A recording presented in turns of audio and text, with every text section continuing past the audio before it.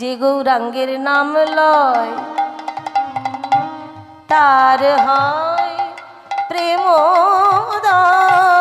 যে গৌরাঙ্গের নামে লয়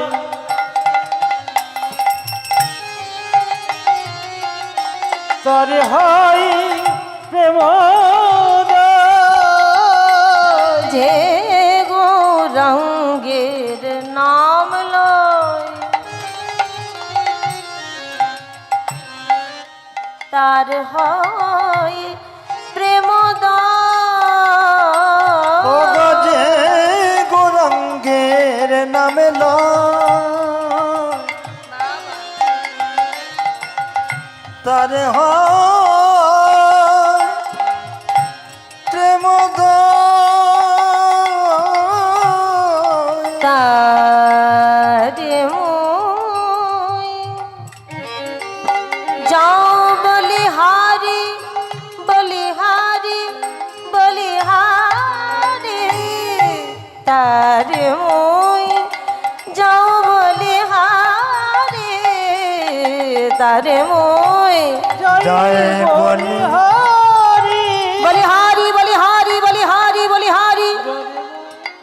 কীর্তন তো নয় বাবা, কি রতন।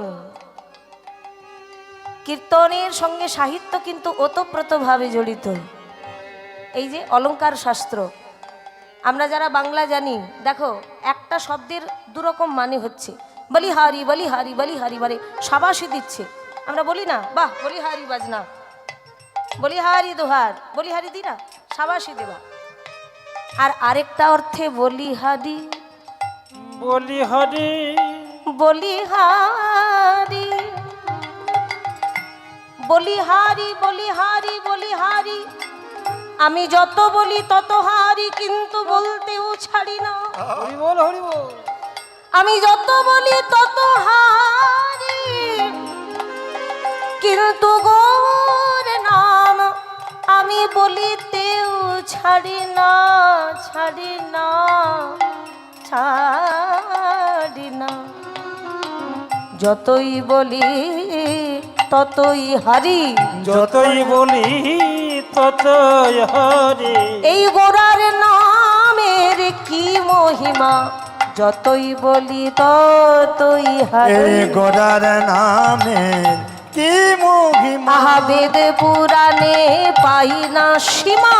এই গোরার নামে কি মহাবেদ পুরাণে পাই যায় না না সীমা। সীমা। গোরার নামে কি মহাবেদ পুরাণে যায় না সীমা।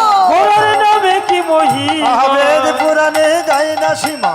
গোরার নামে কি মহিমা। আমি যতই বলি ততই হরি। পদকর্তা আগেই বলে দিলেন যে গৌরাঙ্গের নাম লয়, আমার গৌরের নাম যে উচ্চারণ করবে তার কি হবে না, তার হয় প্রেমোদয়।